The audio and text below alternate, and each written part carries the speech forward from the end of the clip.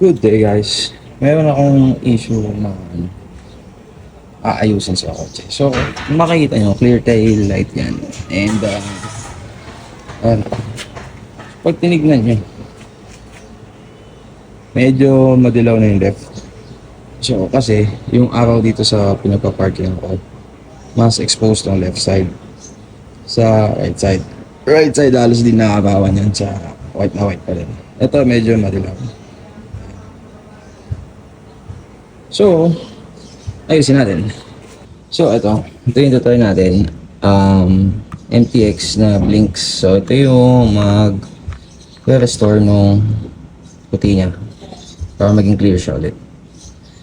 Wala yung stains, tsaka yung discoloration. Then, after nyan, ilalagyan natin ito. Crystal guard, MTX din. So, ito naman yung magpo-protect para hindi siya madaling manilaw. Okay? Wait natin. So, ayan guys, ayan na yung blinks na pang tanggal ng discoloration. So, ginamitan ko siya ng tag dito, polishing machine. So, pwede nyo gamitan yan or pwede namang lang, cloth. So, doon sa MTX, meron siyang recommended na cloth na pwedeng gamitin. Tinry ko lang gamitan ng polishing machine.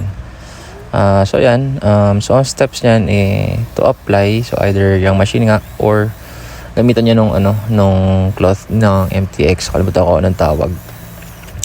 Tapos after nyong i-apply yung cream, pupunasan nyo lang siya or ibabuff nyo siya hanggang sa bumalik na yung kinang nung ilaw ninyo.